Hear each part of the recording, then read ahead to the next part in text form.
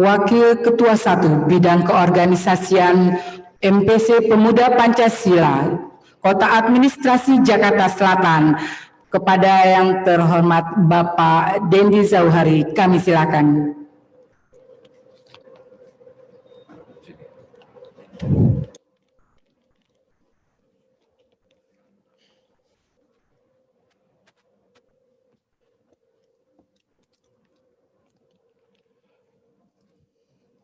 Assalamualaikum warahmatullahi wabarakatuh. Waalaikumsalam warahmatullahi wabarakatuh. Merdeka! Pancasila! Pancasila! Pancasila!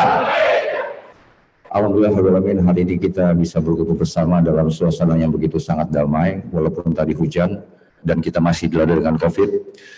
Yang terhormat saya ucapkan kepada Bapak Wakil Ketua MPR RI, Bapak Ustadz Haji Hidayatul Wahid, yang hari ini Pak, kami semua memenuhi undangan Bapak, ingin mendengarkan petuah-petuah Bapak atau mendengarkan wawasan tentang 4 pilar kebangsaan yang akan disampaikan oleh Bapak hari ini, dan kami sudah siap menunggu arahan dari Bapak ataupun wejangan dari Bapak mengenai 4 pilar tadi. Itu pertama Bapak. Yang saya hormati juga para ketua PAC yang hari ini hadir, Kap Jakarta Selatan Pak, 10 ketua PAC hadir hari ini, ada juga diwakili oleh dari Wakil Ketua 2 Bidang Hankam yang juga hadir. Dan juga ingin saya sampaikan hari ini bahwa ada permohonan maaf dari Ketua MPC Jakarta Selatan, Bapak Yedidia Suyo Sumano, Sarjana Hukum, Sarjana Teknik, yang hari ini beliau ingin sekali hadir di tempat ini, namun berhubung satu dan yang hal, beliau harus ada kegiatan lain, beliau sedang keluar kota, maka memberikan tugas kepada kami untuk hadir di tempat ini, dan salam hormat dari beliau kepada Bapak Wakil Ketua MPR itu. Bapak yang terhormat Pak Hidayat, Pak Ustadz, hari ini kami memenuhi undangan dari staf Bapak yang beberapa hari lalu datang kepada kami untuk bisa mendapatkan sosialisasi 4 pilar kebangsaan khusus untuk pemuda Pancasila Jakarta Selatan. Perlu juga mungkin saya sampaikan hari ini bahwa hari ini yang hadir 100 Pak. Tapi perlu juga menjadi informasi buat Pak Ustadz, kalau sebenarnya Jakarta Selatan saja kita mencapai angka di atas 10.000 anggota kita Pak. Seperti itu, 10.000 anggota kita, berarti harusnya mungkin kegiatan ini sering Pak, itu pertama. Kedua, mesti lebih masif, dan kalau perlu lebih banyak orangnya gitu kan. Dan yang lainnya juga perlu diperbaiki mungkin Pak. Saya pikir Bapak memahami maksud saya Pak. Kurang begitu Pak kawan-kawan ya. Karena kalau kita hanya bicara pada para pimpinan, kita tidak bicara kepada grassroots mengenai pemahaman 4 pilar, nanti juga mungkin tidak efektif gitu kan. Apalagi ini memang harus gerakan yang sering dilakukan agar mengena di dalam pola kehidupan mereka, mereka bisa menjadi agen-agen mengenai 4 pilar kebangsaan itu. Kira-kira begitu Pak. Jadi mohon diagendakan Pak ya. Dalam beberapa saat ke depan, khusus beberapa sila kalau perlu paling tidak 500 orang Pak. Kalau bisa 1.000 bahkan itu. Mungkin begitu. Kemudian begini, Pemuda Pancasila sebagai organisasi yang lahir tahun 59 yang selalu bicara mengenai Pancasila tentu memiliki pandangan sendiri mengenai Pancasila. Agak sedikit beda pendapat kami mungkin bahwa kami akan sangat memahami apa itu Pancasila, apa itu nasionalisme utamanya NKRI, Bhinneka Tunggal Ika, dan ini semua termaktub dalam wawasan kebangsaan, dan yang mungkin kami agak sedikit berbeda pendapat kalau dikatakan bahwa itu adalah bagian dari pilar gitu Pak Pancasila. Ini mohon dicatat Pak. Yep. Sedikit, bahkan tidak sedikit, sangat mendasar kalau Pancasila itu disamakan sebagai pilar. Harusnya ini menjadi filosofi Sigurdslah seperti yang disampaikan oleh Ketua Umum kami, itu pertama. Dan yang paling pasti juga kami agak-agak kurang setuju dengan adanya amandemen Undang-Undang Dasar 45. Mungkin hari ini juga bisa disampaikan agar bisa menjadi kajian bahwa Pancasila tetap setia pada Pancasila Undang-Undang Dasar 45 yang mulia dan konsekuen, tentu menjaga NKRI saja mati, dan kita tetap sadar bahwa hidup ini namanya hidup berbangsa, pasti ada di situ Bhinneka Tunggal Ika. Mungkin ini aja yang saya sampaikan sambil nanti kita dengar kajian-kajian dari Bapak mengenai wawasan kebangsaan 4 pilar tadi. Semoga ada manfaatnya, semoga ini menjadi perubahan ke depan, bahwa ini adalah langkah awal yang bagus. Pemuda Pancasila hari ini bisa memenuhi undangan dan kita merasa terhormat, Pak, bahwa hari ini Pemuda Pancasila diundang oleh Wakil Ketua MPR. Ini merupakan sebuah kehormatan yang luar biasa. Mungkin MPC lain akan juga akan iri gitu ya, tapi mungkin bukan yang Bapak yang harus undang karena dapurnya beda Pak gitu. Mungkin itu aja. Ini aja yang mau saya sampaikan. Saya ucapkan sekali lagi terima kasih kepada Ketua PAC yang membawa anggotanya yang luar biasa. Hujan-hujan Pak Kiai, hujan-hujan ya Pak, memenuhi undangan Bapak. Jadi tepuk tangan dulu Pak buat kawan-kawan. Jadi kalau buat Pancasila kapanpun mereka hadir Pak, gitu kan, apalagi diundang terus. Dan saya harap yang tadi semoga tidak menjadi ini segera diagendakan mungkin gitu. Ini aja mau saya sampaikan semoga manfaatnya. Mohon maaf bila banyak kekurangan. Wabillahi taufiq wal hidayah. Assalamualaikum warahmatullahi wabarakatuh. Waalaikumsalam. Layar berkembang. Suruh tidak. Pancasila, Pancasila, mereka.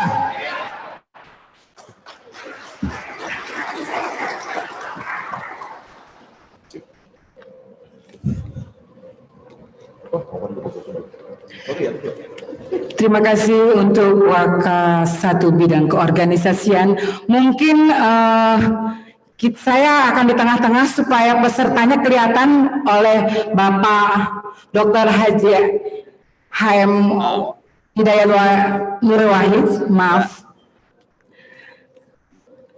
Ya, Bapak inilah peserta dari ketua-ketua PAC se-Jakarta Selatan, juga ketua-ketua ranting. Ya, Pancasila! Pancasila! Pancasila! Merdeka! Baik, untuk kami lanjutkan lagi paparan sosialisasi 4 pilar MPR RI bersama Dr. HM Hidayat Nur Wahid MA. Beliau adalah Wakil Ketua MPR RI, anggota DPR MPR RI Dapil DKI Jakarta II. Dalam materi pada hari ini yaitu Pancasila sebagai dasar dan ideologi negara, Undang-Undang Dasar 1945 sebagai konstitusi negara, serta ketetapan MPR sebagai bentuk negara dan Bhinneka Tunggal Ika sebagai semboyan negara. Baik, Bapak Dr. HM Hidayat Nur Wahid MA, mungkin silakan Bapak untuk memberikan paparannya. Baik, terima kasih sahabat dan rekan-rekan semuanya. Assalamualaikum warahmatullahi wabarakatuh. Waalaikumsalam. Selamat siang dan salam sejahtera untuk kita semuanya. Pancasila, Pancasila, Pancasila, merdeka. Alhamdulillahirrahmanirrahim. Jadi kita dah nyambung ya. Dengan yel-yel ini mendekatkan kita semuanya. Alhamdulillahirrahmanirrahim. Assalatu wassalamu ala sayyidina Muhammadin asyrafil anbiya wal mursalin wa ala alihi wa sahbihi wa man tabi'ahum bi ihsanin ila yaumiddin. Amma ba'd. Sekalipun di Pemuda Pancasila ya tetap saja perlu sholawat ya. Tadi doa dari Bung Samsudin tadi, Bang Samsudin tadi doanya sudah ustadz banget itu. Luar biasa Bang Samsudin. Lagi di mana Bang Samsudin? Alhamdulillahirrahmanirrahim. Yang saya hormati abang-abang dan pimpinan sekalian dari Pemuda Pancasila di Jakarta Selatan dan seluruh cabang dan rantingnya se-Jakarta Selatan di bawah pimpinan dari Bang Dendi Johari yang tadi sudah menyampaikan arahan sebagai Wakil Ketua MPC Pemuda Pancasila Kota Jakarta Selatan. Ada juga Bang Elon Nataldi Siagian, Sekretaris Umum, dan juga seluruh rekan-rekan sekalian, ketua-ketua dan pimpinan anak cabang Pemuda Pancasila se-Kota Jakarta Selatan yang saya hormati. Pertama, saya harus sampaikan syukur pada Allah Subhanahu wa taala Tuhan Yang Maha Esa. Kita MPR dan Pemuda Pancasila bisa melanjutkan silaturahim, melanjutkan sosialisasi 4 pilar MPR RI ini, karena saya yakin dan apalagi di era yang sekarang di mana Ketua MPR adalah juga tokoh dari Pemuda Pancasila, Pak Bambang Susatyo, saya kira sangat populer di kalangan rekan-rekan sekalian, dan beliau pun juga pastilah amat sangat mendukung kegiatan semacam ini bersama dengan Pemuda Pancasila. Karenanya yang disampaikan oleh Bang Dendi Johari tadi saya sangat mendukung, saya sangat setuju. Nanti akan kita buat lagi kegiatan sosialisasi bersama dengan rekan-rekan pemuda Pancasila. Cuman memang mengapa sekarang jumlahnya sedikit, Bang Dendi, karena ya ini COVID-19 inilah. Akibatnya saya pun belum bisa hadir ke tempat, gitu. Mohon maaf sekali. Dan pesertanya pun juga tidak bisa masif karena terkena COVID-19. Mudah-mudahan COVID-19 segera pulang kampung kan, nggak balik-balik lagi ke Indonesia gitu ya. Atau kemudian ya sirnalah itu COVID-19 sehingga kita bisa guyup rukun, rame lagi, gotong royong lagi, banyak lagi kita bisa kumpul bersama-sama menghadirkan beragam kegiatan termasuk sosialisasi tentang masalah Pancasila, Undang-Undang Dasar, dan seterusnya. Jadi Bang Dendi, insya Allah nanti kita agendakan kembali, tapi tentu sekarang sudah akhir akhir tahun gitu ya, kita akan selesai dan mungkin tahun 2021 baru akan kita buka kegiatan ini mungkin di bulan Februari atau bulan Maret. Nanti setelah itu kita kontak lagi, Bang Dendi, kita komunikasikan, kita koordinasikan. Dan pastilah pemuda Pancasila termasuk yang dipentingkan ya, karena kalau kami sosialisasi tentang Pancasila ya masa iya yang lain disosialisasikan pemuda Pancasilanya tidak. Enggak. Yang nomor satu sosialisasinya ke pemuda Pancasila. Jadi terima kasih sekali lagi untuk kesediaan Bung Dendi dan seluruh rekan-rekan dari pemuda Pancasila di Jakarta Selatan beserta seluruh cabang dan rantingnya. Nomor dua, saya akan langsung saja dan memang metode kita sebenarnya macam-macam, Bang Dendi. Ini kalau salah satu di antaranya ini ya, karena COVID-19 sehingga pakai online begitu ya. Kalaupun offline itu kadang-kadang juga bisa mempergunakan pendekatan dialog, bisa pesertanya ratusan, bisa sampai ribuan juga gitu ya. Tapi ada juga yang nanti untuk rekan-rekan para pakar gitu ya, kita menyelenggarakan yang namanya training of trainers. Training of trainers itu bisa 3 hari sampai 4 hari. Jadi kita detailkan betul tentang masalah ini. Atau juga untuk rekan-rekan mahasiswa, rekan-rekan dari BEM maupun juga rekan-rekan dari Menwa, kita juga kerjakan dengan metode outbound. Jadi berada di luar ruangan, di luar kampus, mungkin di gunung, mungkin di pantai begitu ya. 3 hari terus-menerus untuk kemudian melakukan sosialisasi ini. Ada juga rekan-rekan mahasiswa dan pemuda melalui metode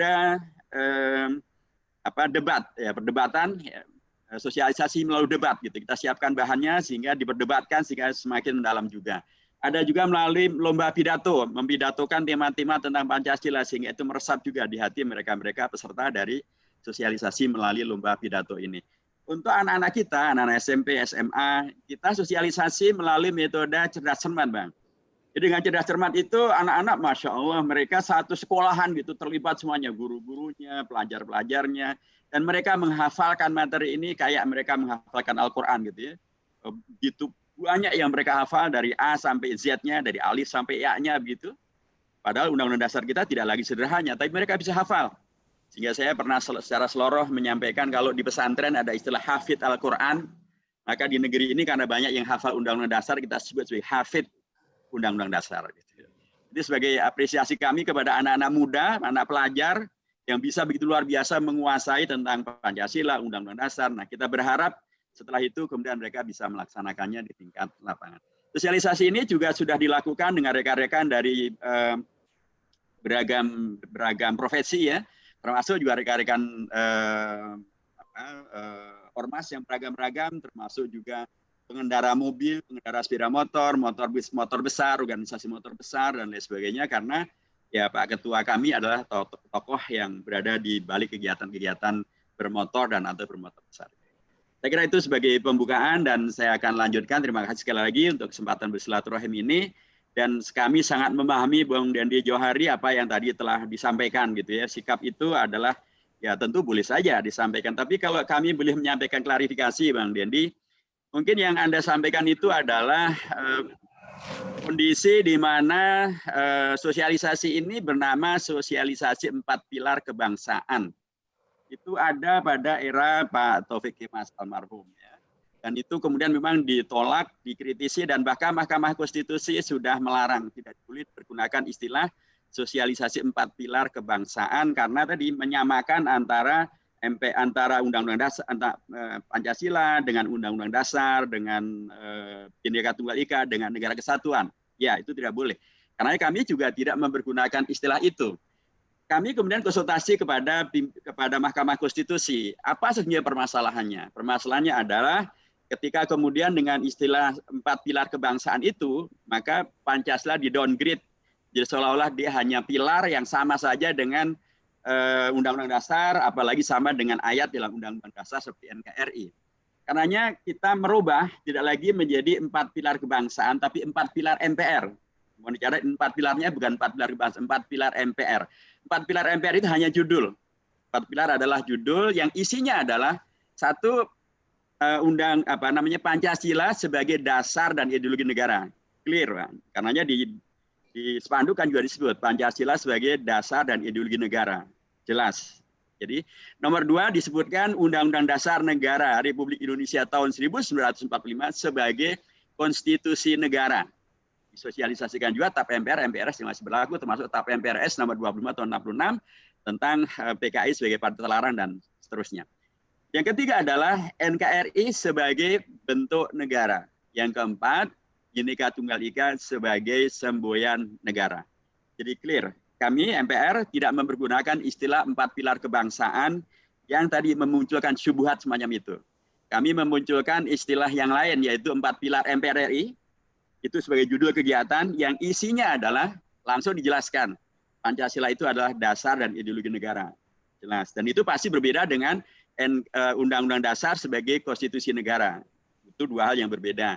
Beda lagi dengan NKRI sebagai bentuk negara, tambah lagi beda, begitu seterusnya. Dan setelah ini kami sampaikan kepada Mahkamah Konstitusi membolehkan dipergunakannya istilah 4 pilar. MPR RI sekali lagi bukan 4 pilar kebangsaan dengan penjelasan yang tadi itu.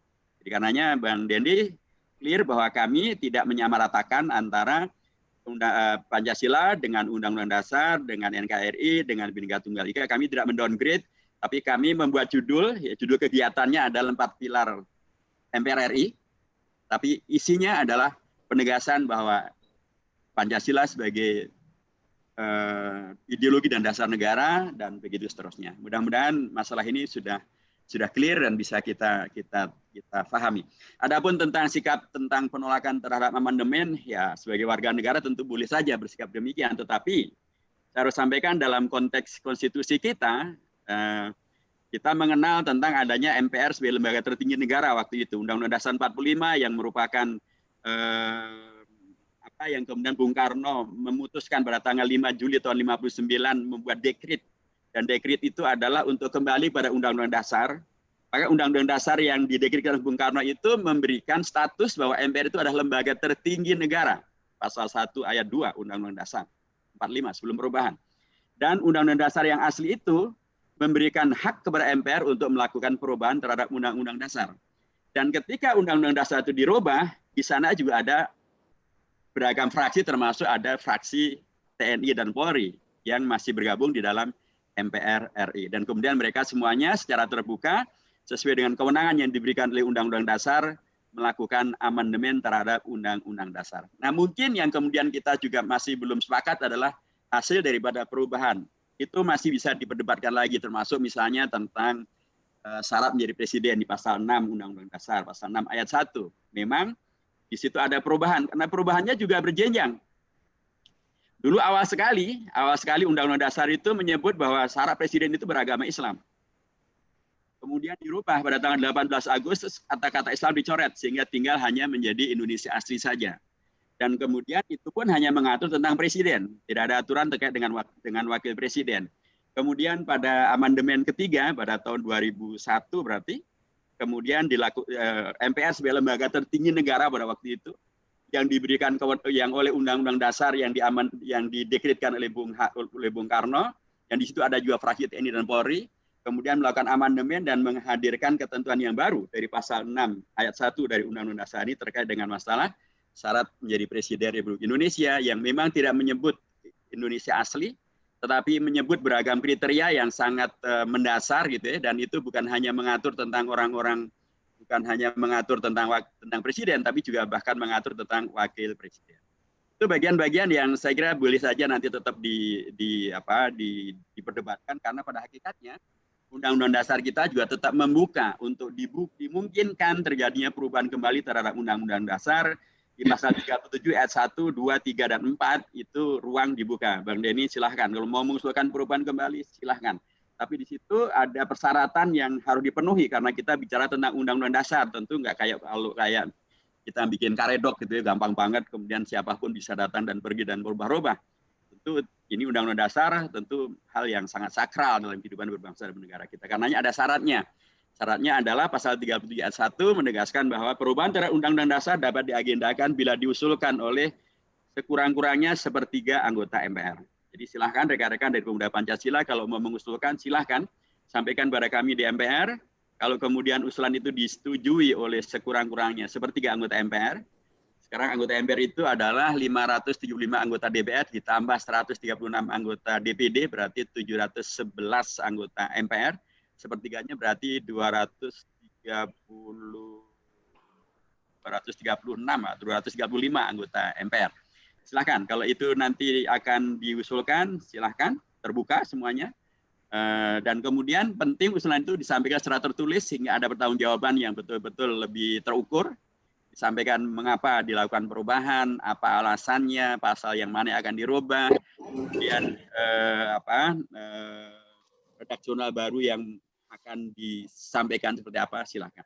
Nah, kalau itu kemudian terpenuhi, kami pimpinan MPR akan segera menggelar sidang paripurna MPR. Sidang paripurna MPR itu kalau dihadiri oleh sekurang-kurangnya 2/3 anggota MPR, ketentuan pasal 37 ayat 3, dan kemudian 50% plus 1 daripada anggota MPR setuju dengan usulan dari rekan-rekan Pemuda Pancasila Jakarta Selatan, maka rekan-rekan Pemuda Pancasila Jakarta Selatan membuat sejarah, yaitu merubah kembali Undang-Undang Dasar sebagaimana yang diusulkan. Nah, Baik, Bapak. Oke, silakan. Gimana? Ya, baik Bapak. Terima kasih Bapak Dr. HM Hidayat Nur Wahid yang sudah memberikan paparannya. Alhamdulillah, sosial kebangsaan Pancasila, Undang-Undang Dasar 1945, NKRI, dan Bhinneka Tunggal Ika. Bapak, saya mungkin satu ada di dalam masyarakat pemuda merupakan satu identitas yang potensial sebagai penerus cita-cita perjuangan bangsa. Peran pemuda sangatlah besar di masa perjuangan kemerdekaan Indonesia. Namun bagaimana peran pemuda di masa kini? Apakah pemuda masih memiliki peran yang sama pentingnya dengan masa perjuangan dulu? Pertanyaannya Bapak, peran pemuda sangat vital dalam sejarah bangsa. Bagaimana wajah pemuda Indonesia sekarang ini? Terus dinamikanya seperti apa sih peran sertanya begitu Bapak? Silakan Bapak. Baik, terima kasih. Jadi pemuda sekarang sering disebut bahasa kerennya kalangan atau kaum milenial gitu ya. Kalau milenial ini kalau dirujuk kepada tahun kelahiran dan umurnya, maka sekarang ini jumlah mereka di Indonesia tidak kurang dari 80 juta warga bangsa Indonesia. Jumlah yang sangat besar. Dan karenanya menjadi sangat penting pertanyaan tadi dikaitkan dengan Pancasila sebagai dasar negara dan Undang-Undang Dasar dan lain sebagainya. Karena memang kalau kita tanya kepada rekan-rekan pemuda ini, banyak juga yang kemudian tergagap-gagap. Sebutkanlah 5 sila dari Pancasila. Yeah. Banyak yang tergagap-gagap itu. Apalagi kalau kemudian ditanya Undang-Undang Dasar, lebih banyak lagi yang tergagap-gagap. Jadi karenanya sangat dipentingkan sesungguhnya sosialisasi 4 pilar ini juga kepada rekan-rekan pemuda. Bukan hanya untuk menghafal ya, menghafal itu juga dipentingkan. Sebab kalau hafal aja enggak, bagaimana pahamnya gitu. Menghafal itu juga dipentingkan. Kemudian bagaimana kemudian dari menghafal yang baik bisa kemudian menghasilkan pemahaman yang baik. Tentu saja rekan-rekan pemuda sekarang ini kalau ukurannya adalah sekali lagi jumlah mereka sangat besar dan karenanya potensi mereka pastilah amat sangat diperlukan, dipentingkan. Negara tetap membuat satu kementerian khusus tentang pemuda dan olahraga. Di organisasi-organisasi termasuk organisasi partai politik, anak-anak muda juga dilibatkan secara masif sekarang ini. Termasuk juga apalagi di organisasi pemuda Pancasila, pastilah anak-anak muda dilibatkan secara masif. Jadi secara politik, secara konstitusional, aturan perundangan, maupun secara sosiologis terbukti bahwa Indonesia mementingkan dan menghormati peran kaum muda. Nah, yang kemudian menjadi amat sangat dipentingkan adalah bagaimana agar peran ini betul-betul melanjutkan sejarah daripada peran yang dulu dilakukan oleh kalangan muda yang kemudian menghadirkan Indonesia Merdeka, menghadirkan Pancasila, menghadirkan Undang-Undang Dasar 45, menghadirkan NKRI, menghadirkan Bhinneka Tunggal Ika. Bahkan dengan Bhinneka Tunggal Ika itulah disepakati Sumpah Pemuda yang intinya terkait dengan pengakuan bersama, latar pemuda boleh beragam-ragam, ada Jong Sumatera, ada Jong Batak, ada Jong Jawa, ada Jong Celebes, ada Jong Ambon, ada pemuda Betawi, ada Jong Islamitan-Bon, ada pemuda Indonesia, boleh mereka beragam-ragam. Termasuk beragam-ragam juga profesinya, beragam-ragam juga latar belakang pendidikannya. Tapi mereka, anak-anak muda ini dulu, 1 abad yang lalu, bisa menghadirkan keteladanan yang luar biasa. Keragaman itu tidak membuat mereka bercerai-berai. Keragaman itu tidak membuat mereka menjadi malas-malasan dan kemudian terserah deh ngapain aja acu tak aju atau acu beba. Enggak. Mereka justru menginisiasi adanya Sumpah Pemuda yang menghadirkan 3 pilar yang sangat penting untuk hadirnya Indonesia Merdeka. Satu adalah pengakuan akan satu bangsa, satu negara, yaitu Indonesia. Pengakuan tentang satu bangsa, tanah air Indonesia, kemudian satu bangsa Indonesia, dan bahasa persatuan bahasa Indonesia. Jadi ini adalah sebuah fakta sejarah yang penting betul, karena dalam konteks sejarah itu ada kaidah ya Mbak ya. Kaidahnya adalah sejarah itu adalah pengulangan. Jadi kalau dulu pemuda bisa melakukan itu, padahal dulu belum ada sosialisasi 4 pilar, dan kemudian mereka para pemuda itu bisa memaksimalkan potensinya, memaksimalkan kehebatannya, kemudian tidak malah menghabiskan waktu dengan tawuran, dengan narkoba, dengan game, tapi bahkan kemudian bisa menghadirkan pilar dasar kemerdekaan Indonesia, sekarang pun juga mestinya bisa. Apalagi bila kemudian dibarengi dengan pemahaman yang baik dan benar tentang Pancasila, tentang Undang-Undang Dasar, NKRI, dan Bhinneka Tunggal Ika. Baik Bapak. Mungkin ada rekan-rekan kita yang mau bertanya, Bapak. Mungkin ada rekan-rekan yang mau bertanya. Silakan. Ini Bapak, kita juga hadir di sini satuan pelajar dan mahasiswa. Jadi Sabma Pemuda Pancasila juga hadir, Bapak. Ya, mungkin ada Sabma mau bertanya, silakan. Ya, sebutkan nama dan dari mana ya. Halo, selamat. Saya Malik Faizal dari Sabma Pemuda Pancasila Jakarta Selatan. Ada 2 pertanyaan, Pak. Yang pertama itu terkait dengan kejadian yang muncul di media sosial dengan adanya deklarasi Papua Merdeka. Apa yang menjadi dasar mereka ingin memisahkan Papua dengan Negara Kesatuan Republik Indonesia?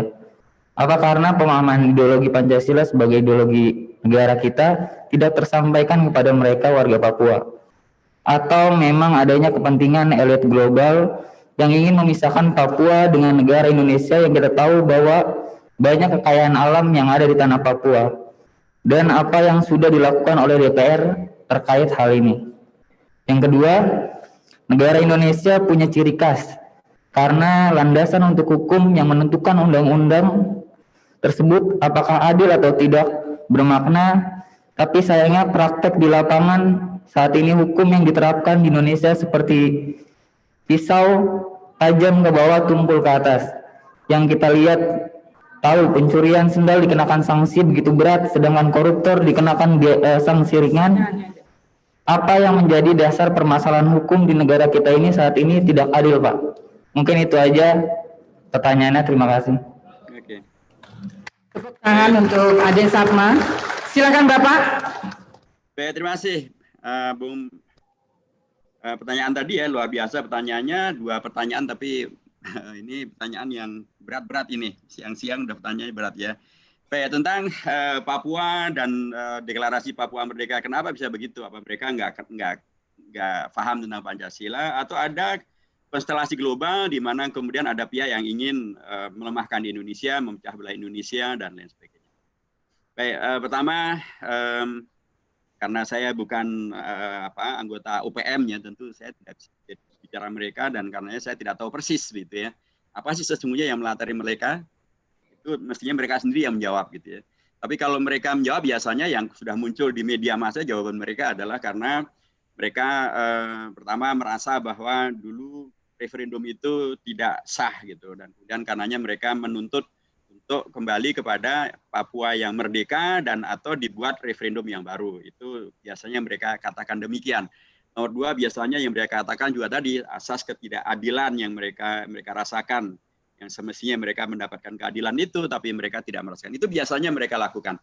Tapi apakah kemudian yang tadi ditanyakan pihak Indonesia tidak melakukan sosialisasi 4 pilar atau sosialisasi tentang Pancasila, melakukan upaya pembangunan dan lain sebagainya? Ya pernah kami di MPR ya rapat dengan Menko Polhukam, rapat juga dengan Menteri Dalam Negeri, rapat juga dengan rekan-rekan dari Papua, dan kemudian tersampaikanlah bahwa sesungguhnya kalau dari sisi upaya untuk menghadirkan pembangunan dan keadilan dan pemerataan pembangunan di Papua, upaya itu selalu dilakukan oleh pemerintah.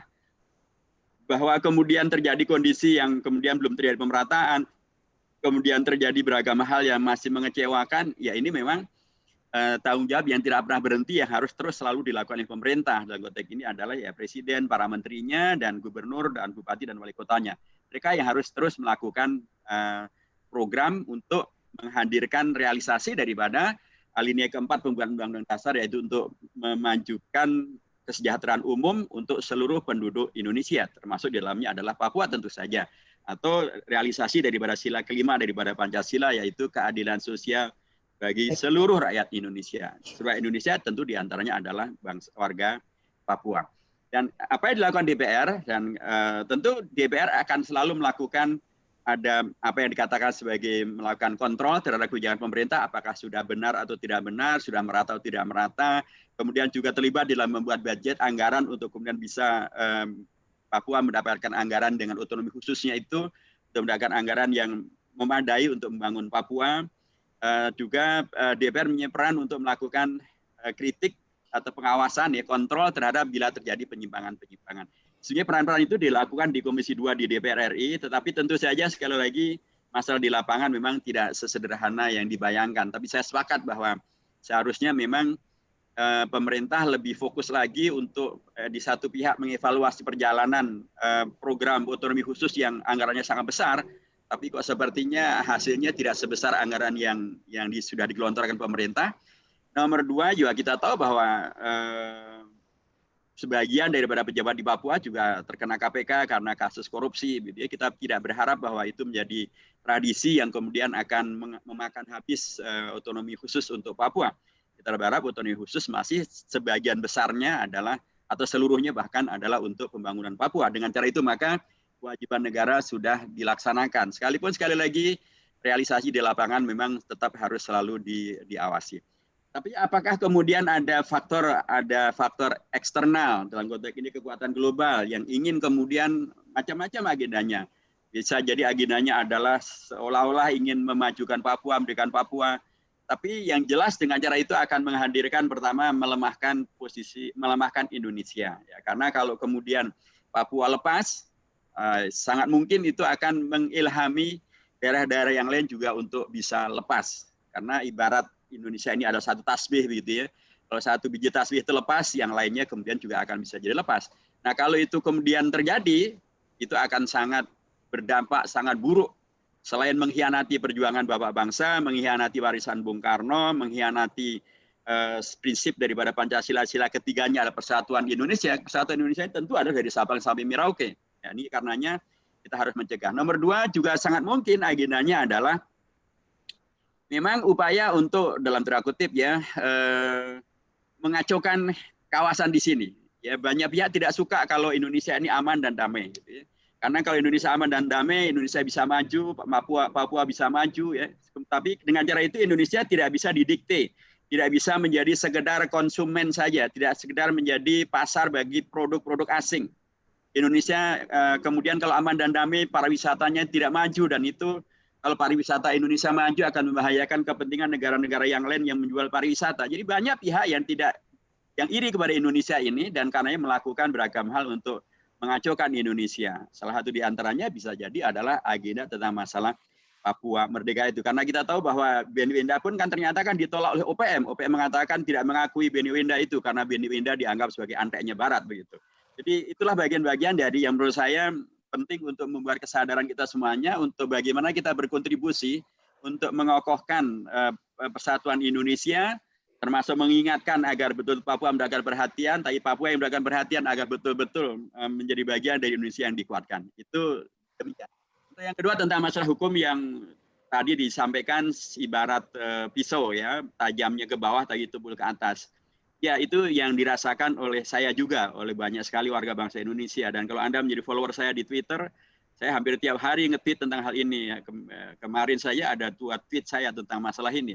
Hari ini saya nge-tweet tentang masalah penangkapan koruptor ya, yang kemudian juga saya kaitkan dengan bagaimana itu juga kemudian berlanjut dengan penangkapan koruptor yang masih kabur. Ada koruptor yang kabur, korupsinya terbesar sepanjang sejarah Indonesia, 37 triliun. Nah, sampai hari ini nggak ketemu. Ada juga koruptor yang kabur, entah berapa korupsinya tapi hilang. Bisa begitu. Nah, saya sepakat bahwa ini bagian daripada yang harus dikritisi, harus diingatkan terus-menerus. Nah, sosialisasi 4 pilar terkait dengan masalah Pancasila, Undang-Undang Dasar, itu juga sosialisasi tentang pentingnya berlaku yang adil. Hukum kita harus adil, kemudian pun juga berbangsa bernegara kita harus adil, karena kata-kata adil adalah satu ungkapan yang 2 kali muncul di dalam Pancasila. Sila kedua dan sila kelima, kemanusiaan yang adil dan beradab, dan keadilan sosial bagi seluruh rakyat Indonesia. Nah, sosialisasi ini sekali lagi menyegarkan kembali ingatan kita tentang pentingnya keadilan itu, dan di pasal 1 ayat 3 Undang-Undang Dasar kita menegaskan dengan amat sangat jelas, Indonesia ini adalah negara hukum, bukan negara kekuasaan, bukan negara hukum rimba, tapi tentu negara hukum yang berdasarkan Pancasila, itu artinya adalah negara hukum yang berkeadilan. Nah, saya kira penting untuk semua kita bisa pertama berbuat adil untuk dirinya, untuk pikirannya, untuk perilakunya. Kemudian kita kembang luaskan adil di organisasi kita, di komunitas kita. Kita kritisi juga sesuai dengan kewenangan kita masing-masing. Perjalanan hukum di Indonesia yang barangkali kalau ada yang menyimpang, ya kita koreksi saja. Kalau koreksinya berdasarkan fakta, tidak mempergunakan fitnah, saya yakin akan tetap dihormati. Dan itulah yang perlu terus kita lakukan. Terima kasih. Baik. Nanti.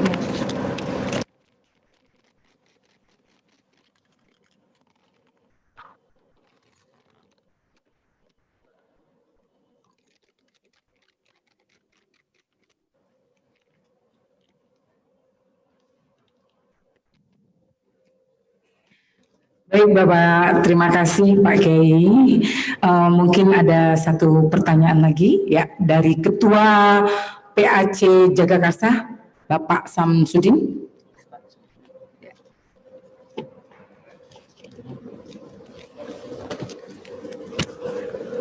Assalamualaikum warahmatullahi wabarakatuh. Waalaikumsalam warahmatullahi wabarakatuh. Sehat ya Pak Dokter ya? Ya Ustadz, sehat. Ya. Ada beberapa hal yang perlu saya garis bawahi. Saya sangat setuju ini. Yang pertama, Pancasila memang sebagai dasar dan ideologi negara kita.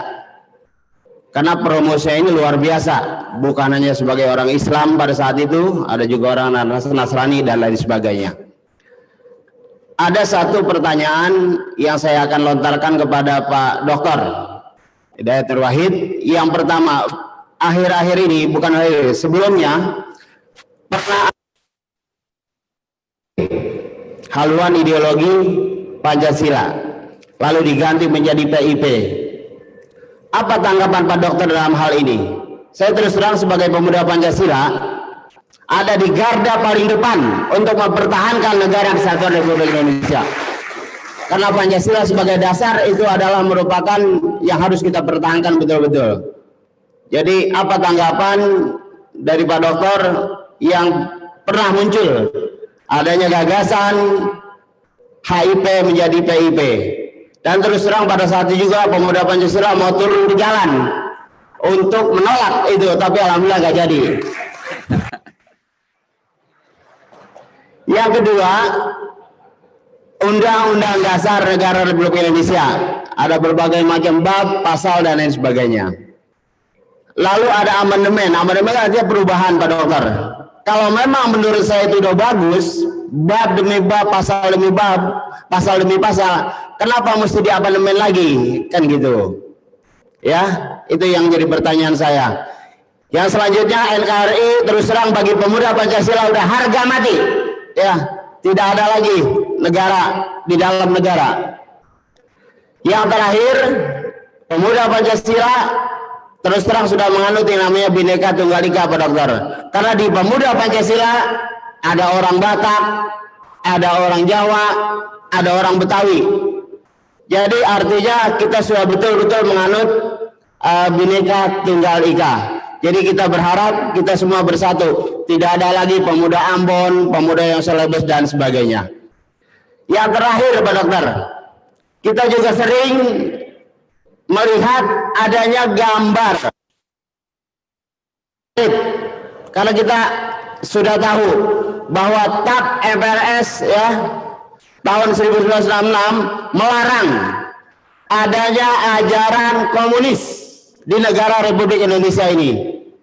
Nah, kalau saya lihat ini gambar-gambar muncul bergambarkan Palu Arit yang menandakan itu PKI, ini seolah-olah ada pembiaran dari pemerintah, tidak ada tindakan tegas. Nah, apa pendapat Pak Dokter tentang hal ini? Terima kasih Pak Dokter Muhammad Hidayat Nur Wahid, mudah-mudahan sehat kita semua. Wassalamualaikum warahmatullahi wabarakatuh. Waalaikumsalam warahmatullahi wabarakatuh. Silakan Bapak Dokter. Terima kasih Pak Samsudin, Ketua Cabang Pemuda Pancasila Jagakarsa, Pak Ustadz, ya Ustadz di Pemuda Pancasila. Terima kasih, alhamdulillah ada antum jadi doanya fasih betul gitu ya.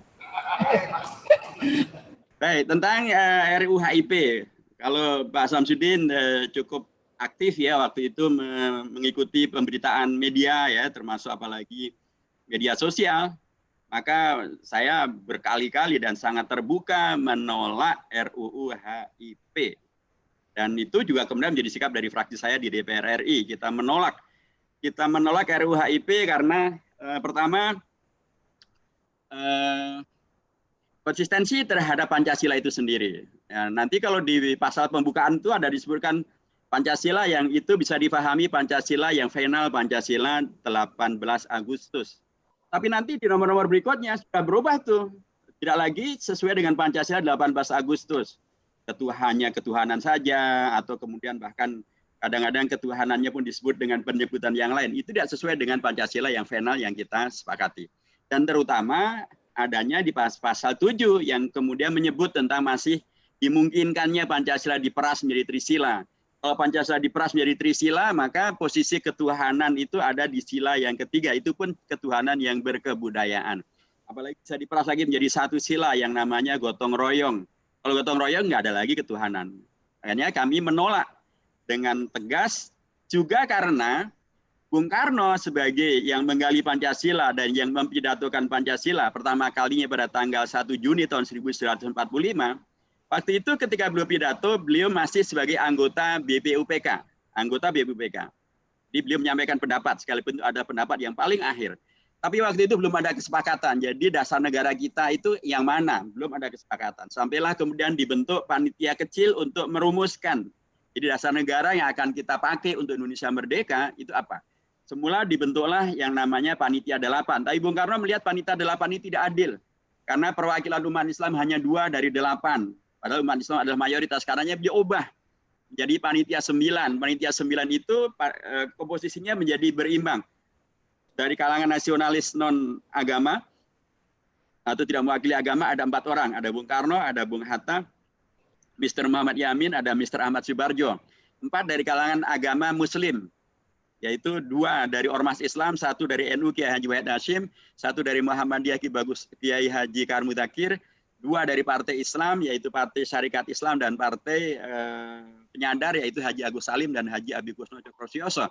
Dan 1 dari nasionalis Kristiani, Mr. A.A. Maramis. Nah, ketika Bung Karno menjadi ketua Panitia 9 dan merumuskan Pancasila sebagai dasar negara, beliau tidak pernah menyebut lagi tentang Trisila maupun Ekasila. Itu juga terulang kembali ketika nanti membahas Pancasila yang final, yaitu Pancasila pada tanggal 18 Agustus, di situ Bung Karno posisinya adalah bukan hanya anggota, beliau adalah ketua PPKI. Nah, ketika Bung Karno menjadi ketua PPKI dan kemudian memutuskan tentang Pancasila yang final, beliau putuskan Pancasila yang final itu adalah seperti yang kita hafal sekarang, ketuhanan Yang Maha Esa, kemanusiaan dalam beradab, persatuan Indonesia, kerakyatan yang dipimpin hikmat, kebijaksanaan dalam perusahaan perwakilan, dan keadilan sosial bagi seluruh rakyat Indonesia. Ketika beliau sebagai ketua PPKI memutuskan bersama dengan anggota PPKI tentang Pancasila yang final, beliau tidak pernah menyebut lagi tentang Pancasila itu bisa diperas menjadi 3, diperas lagi menjadi 1, menjadi Pancasila, tidak pernah. Jadi karenanya memang menjadi aneh kalau kemudian belakangan Bung Karno saja tidak pernah memeras-meras gitu ya dalam posisi yang resminya. Dan ketika Bung Karno melakukan dekret tanggal 5 Juli tahun 1999 untuk kembali pada Undang-Undang Dasar 45, beliau menegaskan tentang posisi pembukaan Undang-Undang Dasar yang merupakan bagian tak terpisahkan daripada Undang-Undang Dasar. Dan itu artinya adalah memberikan legalitas yang sangat kuat. Jadi saya ingin menegaskan bahwa mengapa kami menolak? Karena Bung Karno sendiri tidak pernah menyebut tentang Pancasila itu bisa menjadi Trisila, menjadi Ekasila. Bung Karno justru menegaskan bahwa Pancasila yang diakui adalah Pancasila yang final, dan itu adalah Pancasila yang sekarang kita hafal. Jadi sikap kami dari dulu jelas, dan kami tahu sebenarnya Ustadz Samsudin, Pemuda Pancasila bukan nggak jadi turun, pernah turun, saya lihat kok. Ya, cuman mungkin nggak waktu itu Pak Samsudin mungkin nggak ikut kali. Tapi Pemuda Pancasila pernah turun. Tapi pada kali kedua memang kemudian ada arahan untuk tidak turun. Ya, mungkin yang kali keduanya tidak turun, tapi kali pertama turun. Bersama dengan yang menolak ini kan bukan hanya Pemuda Pancasila, bukan hanya Legiun Veteran, tapi juga seluruh ormas keagamaan menolak. MUI menolak, FPI menolak, Muhammadiyah menolak, NU menolak, PUI menolak, termasuk yang non-Muslim juga menolak. KWI menolak, PGI menolak, Permabudi menolak, Matakin menolak, PDHI, Parishada Hindu Dharma Indonesia juga menolak. Jadi ini sudah merupakan, kalau di parlemen yang menolak memang hanya 2 partai ya, PKS dengan Partai Demokrat, itu kita yang menolak ini. Termasuk kemudian juga tidak dimasukkannya TAP MPR nomor 25 tahun 66. Jadi demikian, saya kira sikap kami sangat jelas tentang hal ini, dan sampai hari ini pun kami tetap menolak karena RUU HIP itu kemudian dibahasakan seolah-olah masih ada di Prolegnas 2021. Kami tegaskan bahwa RUU HIP itu sudah mati suri. Mengapa mati? Karena undang-undang itu kalau masih hidup adalah kalau dia bisa dibahas atau kalau DPR dan pemerintah mau membahas. Tapi kalau salah satu di antara keduanya tidak mau membahas, itu artinya undang-undang itu sudah selesai. Dan dalam posisi ini, pemerintah sudah memberikan jawaban resminya. Jawaban resminya itu adalah pemerintah justru mengajukan rancangan undang-undang yang lain, yaitu rancangan undang-undang tentang BPIP. Dan pemerintah tidak mengajukan jawaban tentang undang-undang HIP. Jadi rancangan undang-undang HIP itu sudah selesai, sudah mati suri. Tinggal lagi seharusnya oleh DPR dikeluarkan dari daftar prolegnas. Itu yang pertama. Yang kedua tentang amandemen Undang-Undang Dasar. Jadi tadi saya sampaikan di depan bahwa Undang-Undang Dasar itu sesungguhnya, Pak Ustaz Samsudin, dulu pada waktu pembahasannya itu memang diterima dalam posisi kata Bung Karno pada waktu itu, ya sudahlah, yang penting kita merdeka, kita punya Undang-Undang Dasar. Ini Undang-Undang Dasar barangkali ada Undang-Undang Dasar yang singkat, yang sederhana, karena memenuhi keperluan kemerdekaan pada waktu itu. Kata beliau, nanti kalau kita sudah ada waktu yang memadai, kita akan membuat Undang-Undang Dasar yang selengkapnya, yang sesuai dengan kepentingan masyarakat. Karenanya waktu itu dibentuklah konstituante. Untuk apa? Untuk membahas Undang-Undang Dasar yang baru. Tetapi kan tidak selesai. Sehingga berakibat kemudian Presiden Soekarno membuat dekret tanggal 5 Juli tahun 1959 untuk kembali pada Undang-Undang Dasar yang asli. Nah, ketika kemudian masuk pada era reformasi, tadi saya sampaikan di antara tuntutan reformasi itu adalah amandemen terhadap Undang-Undang Dasar. Nah, itu diajukannya ke siapa? Ke MPR. Apa MPR waktu itu? MPR adalah lembaga tertinggi negara yang oleh Undang-Undang Dasar yang asli itu diberi kewenangan untuk melakukan amandemen terhadap Undang-Undang Dasar. Dan waktu itu juga masih ada fraksi TNI dan Polri di dalam di MPR. Dan mereka kemudian merespon keinginan untuk amandemen itu dan dilakukanlah amandemen.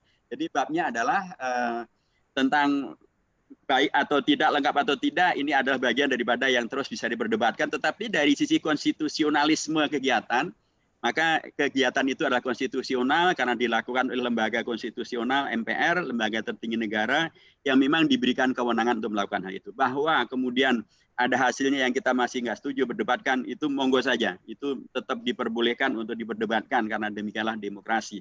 Tapi untuk kemudian melakukan perubahan kembali terhadap Undang-Undang Dasar untuk kembali pada Undang-Undang Dasar yang asli, pintunya dibuka di pasal 37 ayat 1, 2, 3, dan 4. Tentang NKRI saya kira kita sama, NKRI harga mati itu sudah pasti gitu ya, tapi penting juga untuk diingat bahwa menjadi NKRI itu ternyata tidak tiba-tiba.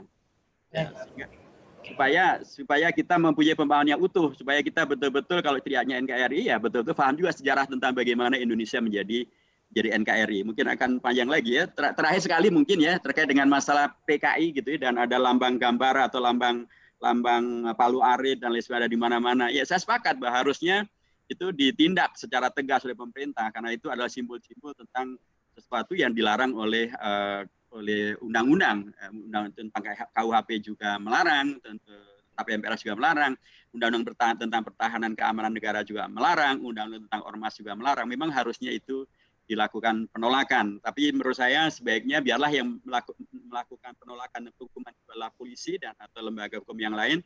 Warga boleh melaporkan tapi jangan melakukan tindakan-tindakan anarkis. Sama juga dengan yang lain-lain. Segala penyimpangan di lapangan itu sampaikan kepada polisi, sampaikan kepada negara penegakan hukum agar tidak terjadi anarki di Indonesia. Terima kasih, Pak. Baik, Bapak. Terima kasih banyak untuk paparannya.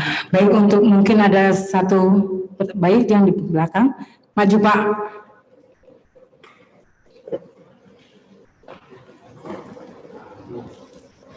Nama dari mana ya? Assalamualaikum warahmatullahi wabarakatuh. Izin Pak Ustadz, nama saya Teddy Hermawan, saya anggota Ranting Pemuda Pancasila Pengadegan. Saya sangat tertarik dari dulu dengan namanya pilar kebangsaan lah atau pilar MPR RI. Tapi saya lebih tertarik ke kata-kata tentang Pancasila. Kalau saya lihat sosialisasi tentang pemuda Pancasila sosialisasi tentang Pancasila itu justru lebih mengena dengan pola pembelajaran. Saya mewakili guru karena saya kebetulan seorang guru, Pak Haji. Jadi kena dengan low budget, dengan yang sangat murah dari pelajaran SD, SMP, dan SMA. Kita pernah ada pendidikan moral Pancasila. Itu lebih murah loh, Pak. Lebih murah biaya kita dibanding sosialisasi seperti ini yang hanya setahun sekali. Dan itu lebih mengena ke anak-anak sampai dia dengan dewasa. Nah, kenapa pelajaran seperti PMP, PSBB, atau yang sebutannya GBHN, dulu kita SD aja sudah harus hafal GBHN, isi-isi tentang Pancasila. Bagaimana kita mensosialisasikan di lapangan kalau kita tidak tahu atau tidak mengerti dan tidak paham tentang isian di Pancasila dan GBHN tersebut, Pak. Jadi maksudnya kenapa kita nggak coba untuk kembali terapkan pendidikan moral Pancasila ke sekolah. Terima kasih, Pak. Demikian. Wassalamualaikum warahmatullahi wabarakatuh. Waalaikumsalam warahmatullahi wabarakatuh. Ya, silakan Bapak Dokter. Asik nih Pak Guru. Jadi saya sepakat dengan apa inti yang tadi disampaikan bahwa kita harus efektif untuk melakukan sosialisasi ini. Tapi tadi saya sampaikan bahwa sosialisasi ini bukan berarti kemudian hanya ini saja, enggak juga. Tadi saya katakan kan sosialisasi kita ini juga menyasar rekan-rekan pelajar. Melalui, kalau secara MPR langsung adalah melalui cerdas cermat. Dan ketika cerdas cermat itu, Masya Allah pesertanya sekali lagi melibatkan hampir seluruh sekolah, melibatkan para gurunya, dan mereka bisa begitu luar biasa menghayati dan mengamalkan. Adapun terkait dengan kalau sosialisasi kita ini kan, ya memang Bapak dan rekan-rekan sekalian kan bukan lagi pelajar. Ya tentu Bapak juga tidak bisa mengikuti sosialisasi kalau hanya untuk kalangan anak-anak pelajar saja. Bapak adalah bagian dari rakyat Indonesia, bangsa Indonesia yang berhak untuk mendapatkan sosialisasi. Inilah salah satu metodenya. Adapun untuk rekan anak-anak pelajar kita, tadi sosialisasi melalui cerdas cermat, tapi kalau babnya pelajaran, saya sepakat dengan Bapak ya, itu sudah kami usulkan ya, ini kewenangannya kan ada di pemerintah, bukan ada di MPR, adanya di pemerintah, melalui Kementerian Pendidikan dan Kebudayaan sekarang namanya. Dulu kayak ketika saya menjadi Ketua MPR tahun 2004-2009 sudah kami sampaikan kepada Prof. Bambang waktu itu sebagai Menteri Pendidikannya, Pak Prof. Bambang Sudibyo, kami sudah sampaikan agar materi tentang masalah Pancasila, Undang-Undang Dasar itu, Undang-Undang Dasar apalagi hasil perubahan agar dimasukkan ke dalam kurikulum dan buku ajar. Sudah kami sampaikan dan sudah ada dialog, sudah ada MOU segala macam gitu ya. Tapi tentu saja untuk pelaksanaannya itu lagi-lagi itu bukan domain kami di MPR, itu domainnya pemerintah, dan pemerintah itu ada eksekutif, ada presiden, ada menteri, ada gubernur, bupati, dan wali kota. Itu harusnya adalah tugas mereka. Kami terus mencoba untuk mengawasi, ya, tapi tugas pengawasan itu tidak sampai pada tingkat pemaksaan, apalagi MPR tidak mempunyai kuasa untuk melakukan pemaksaan. Ya.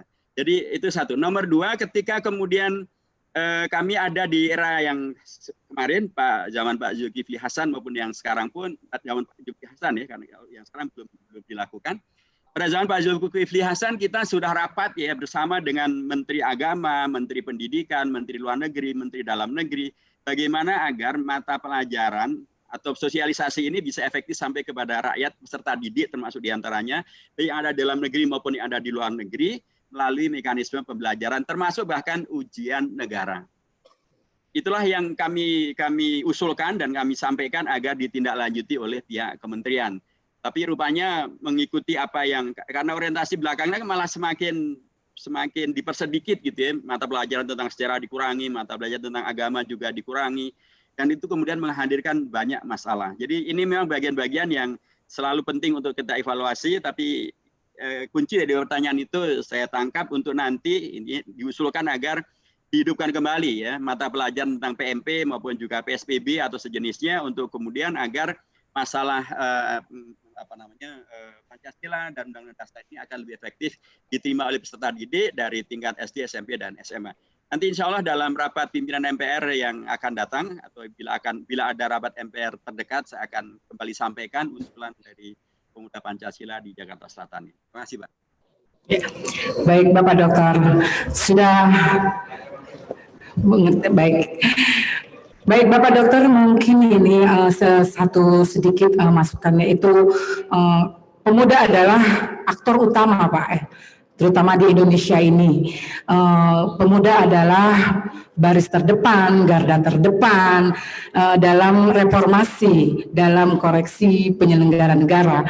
Terus apa modal yang dibutuhkan sebagai seperti agent of change kalau kita lihat pemuda di masa kini Pak, begitu. Silakan Pak.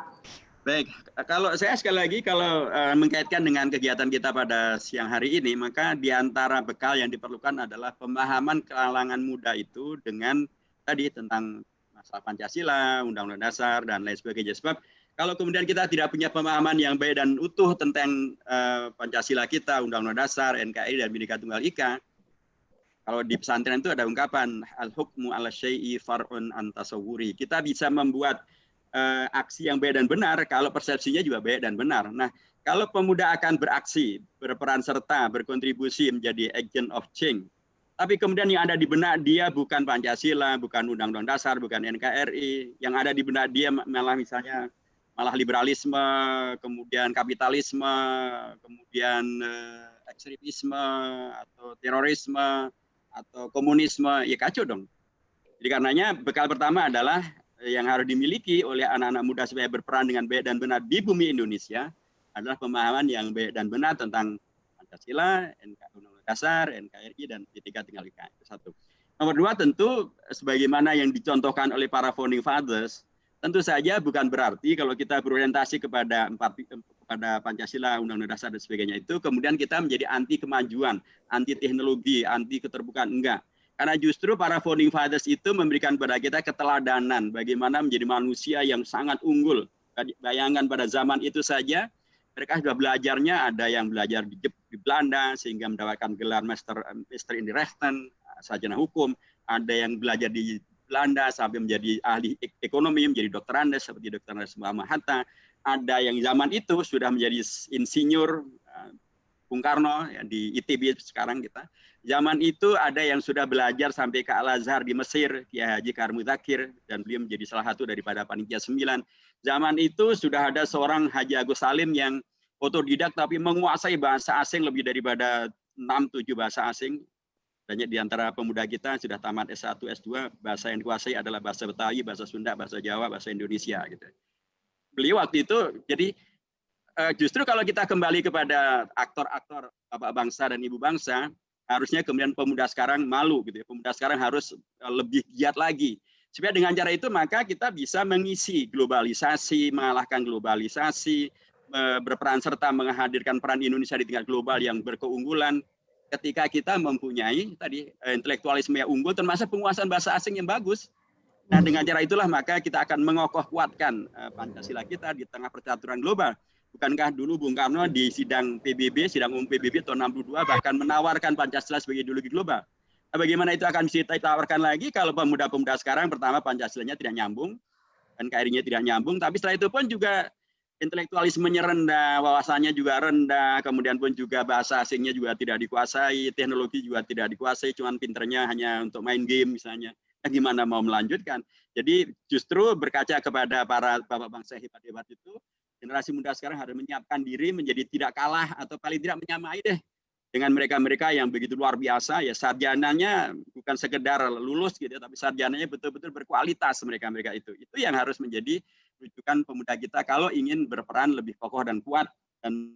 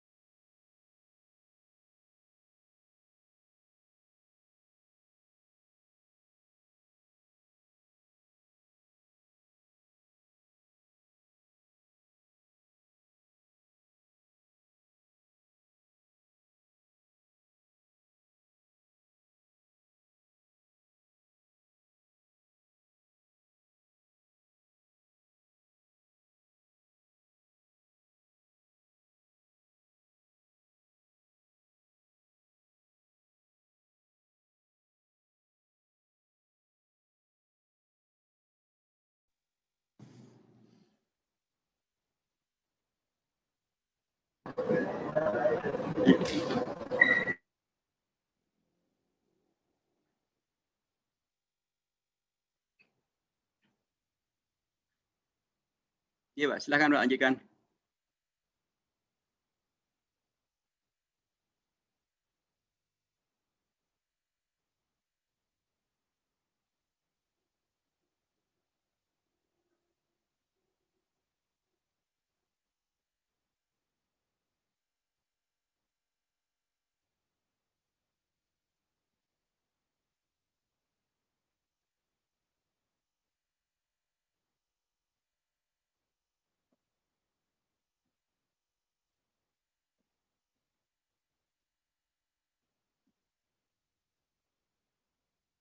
Oke.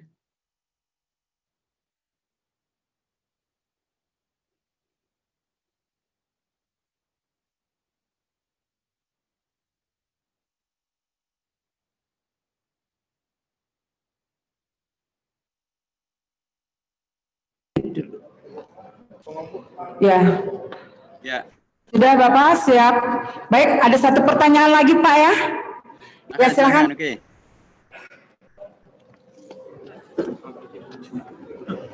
Baik, terima kasih. Assalamualaikum warahmatullahi wabarakatuh. Izin Pak, perkenalkan nama saya Adam, saya dari PAC Pesanggerahan. Hanya ada satu hal yang saya perlu kritisi dan sampaikan ke Bapak sebagai perwakilan dari MPR terkait perubahan ketiga Undang-Undang Dasar Negara Republik Indonesia tahun 1945 Pak. Khususnya di pasal 6. Di pasal 6 ini kalau sama-sama kita baca ayat 1, calon presiden dan calon wakil presiden harus seorang warga negara Indonesia sejak kelahirannya. Menurut hemat saya Pak, perlu ada satu tambahan, yaitu calon presiden dan calon wakil presiden harus seorang warga negara Indonesia asli sejak lahirannya. Ini kita bukan bicara diskriminasi, Pak, tapi nggak lucu juga di 20-30 tahun kemudian Indonesia dipimpin seorang presiden dan wakil presiden keturunan, Pak. Contoh misalkan keturunan dari Suriname dan seterusnya. Ini sih Pak sedikit tambahan dari saya. Mohon tanggapan dari Pak Hidayat Nur Wahid. Terima kasih Pak. Baik, terima kasih Bung Adam. Iya, kita semuanya sama-sama keturunan dari Nabi Adam ya, tapi Adam kita bukan Nabi, insya Allah. Bung Adam, terima kasih untuk pertanyaannya. Jadi itu adalah bagian daripada aspirasi dan atau usulan yang boleh saja disampaikan, dan kalau itu akan ditambahkan berarti akan merubah Undang-Undang Dasar, karena Undang-Undang Dasar yang ada sekarang ini adalah bunyinya seperti yang Anda baca tadi. Ya. Dan tadi saya sampaikan di depan bahwa Undang-Undang Dasar pada pasal 6 ayat 1 yang merupakan perubahan ketiga itu waktu itu dibahas, diputuskan oleh MPR yang adalah lembaga tertinggi negara yang diberi kewenangan oleh Undang-Undang Dasar untuk melakukan perubahan. Jadi kalau kemudian sekarang warga menginginkan atau kembali kepada Indonesia yang asli, boleh saja. Tapi mekanismenya, karena ini adalah Undang-Undang Dasar, tadi saya katakan bukan karedok gitu ya, karenanya pasti harus melalui mekanisme yang dibenarkan oleh Undang-Undang Dasar, sehingga tidak nanti terjadi setiap orang datang pergi merubah semuanya sendiri, dan itu tentu akan mengacaukan, karena kita sedang bicara tentang konstitusi yang adalah merupakan Undang-Undang Dasar. Dan saya sepakat bahwa tidak boleh ada diskriminasi, dan karenanya diberikan hak kepada seluruh warga bangsa gitu ya. Tapi satu hal yang juga harus difahami bahwa yang makna daripada Indonesia asli, jangan pernah difahami Indonesia asli itu hanya orang Betawi, hanya orang Jawa, hanya orang Sunda, hanya orang Padang, orang Minang, hanya orang Batak, hanya orang itu juga orang Indonesia asli adalah juga suku Baduy di Banten, itu juga orang Indonesia asli gitu ya. Jangan lupa juga suku Anak Dalam di Riau juga orang Indonesia asli, orang Dayak juga orang Indonesia asli gitu ya. Dan itulah fakta, itu yang juga harus dipertimbangkan dengan sangat bijaksana terkait dengan masalah makna daripada Indonesia asli itu sendiri. Jadi sekali lagi wacana perubahan itu boleh-boleh saja, tetapi karena ini adalah kita bicara tentang Undang-Undang Dasar, Anda mengusulkan Bang Adam boleh saja, tapi usulan itu ya hanya sampai di sini karena tidak bisa ditindaklanjuti. Kalau Anda serius dengan usulan Anda, sampaikan usulan itu kepada anggota MPR yang jumlahnya sampai sekurang-kurangnya 1/3 anggota MPR. Ya. Itu diatur di pasal 37 ayat 1 Undang-Undang Dasar. Anda boleh buka di pasal 37 ayat 1. Itu agenda perubahan terhadap Undang-Undang Dasar dapat diagendakan, atau usulan perubahan terhadap Undang-Undang Dasar dapat diagendakan di dalam sidang paripurna MPR bila diusulkan oleh sekurang-kurangnya 1/3 anggota MPR. Jadi yang mengusulkan itu nanti adalah anggota MPR mengusulkan kepada MPR. Ayat 2-nya disebutkan bahwa usulan itu harus disampaikan secara tertulis dengan menyebutkan tentang pasal mana yang mau diubah, alasan perubahannya bagaimana, dan kemudian disebutkan juga tentang redaksi baru daripada Undang-Undang Dasar yang diusulkan tadi itu. Jadi silakan Bung Adam, silakan, welcome, silakan datang ke MPR, sampaikan ide Anda itu. Kalau kemudian ternyata disetujui oleh sekurang-kurangnya 1/3 anggota MPR, ya kami pimpinan MPR akan menggelar sidang paripurna untuk kemudian menilai apakah usulan ini diterima atau tidak. Demikian Bung Adam, terima kasih. Terima kasih. Mungkin ada satu lagi Pak, ketetapan TAP MPR nomor 7 Pak, /MPRR/2001 tentang visi Indonesia ke depan, tentang pengembangan sumber daya manusia. Bagaimana agar bisa memaksimalkan sumber daya manusia kita Pak? Ya baik, saya harus sampaikan bahwa tentang TAP MPR ini memang termasuk TAP MPR yang masih berlaku. Tetapi tentu pemberlakuannya, karena kami MPR itu adalah satu lembaga yang bukan eksekutif gitu ya. MPR adalah bagian daripada rumpun legislatif, pembuat undang-undang, tapi bukan pelaksana undang-undang. Satu. Nomor 2, TAP MPR itu sendiri posisi hukumnya adalah memang di atas undang-undang, tapi di bawah Undang-Undang Dasar, yang karenanya kemudian bagaimana dia bisa betul-betul menjadi undang-undang, itu adalah proses berikutnya yang harus ditempuh bersama dengan DPR. Jadi itu posisi dasar terhadap TAP MPR itu sendiri. Nah, bagaimana agar kemudian betul-betul sumber daya manusia Indonesia yang berkeunggulan bisa direalisasikan dan diwujudkan? Tentu sekali lagi Jadi saya sampaikan yang akan bisa mewujudkan itu adalah lembaga eksekutif, adalah pemerintah. Ya, pemerintah itu apakah presiden langsung atau para menteri gitu ya, atau nanti di pimpinan daerah. Tapi secara prinsip tentu karena ini ada berskala nasional, ya berarti terkait dengan pemerintah, presiden dan para menterinya.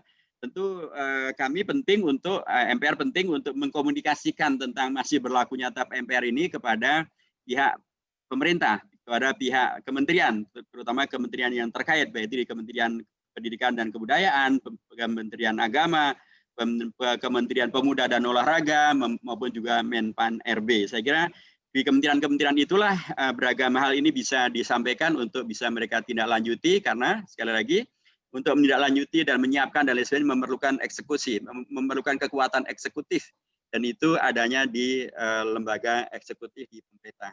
Kami membuat itu dan kami menyiapkan perangkat-perangkat teoritisnya, perangkat-perangkat intelektualnya gitu. Tapi kemudian bagaimana melaksanakannya, mewujudkannya memerlukan kerjasama dan atau masuknya tenaga-tenaga dan kekuatan-kekuatan, termasuk juga anggaran, termasuk juga kewenangan kekuasaan yang dimiliki oleh eksekutif, oleh pemerintah maupun oleh para menteri. Demikian. Baik Bapak Dokter, terima kasih banyak atas semua paparannya yang sangat bermanfaat untuk kami semua.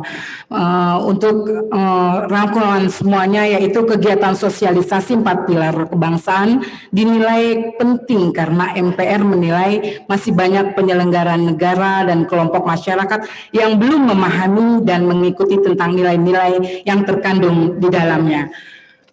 Nilai-nilai luhur berbangsa dan bernegara yaitu Pancasila sebagai dasar dan ideologi negara, Undang-Undang Dasar 1945 sebagai konstitusi negara, NKRI sebagai bentuk negara yang final, dan Bhinneka Tunggal Ika sebagai sistem sosial dan semboyan bangsa Indonesia. Baik Bapak, terima kasih banyak atas semuanya. Ya. Di sini mohon untuk foto bersama atau tidak? Enggak usah. Kita lambaikan tangan aja untuk Bapak Dr. HM Hidayat Nur Wahid MA. Terima kasih banyak Bapak, semoga selalu sehat. Terima kasih. Kalau ketemu lagi nanti di acara berikutnya. Merdeka! Terima kasih, saya yang bertugas. Warahmatullahi wabarakatuh.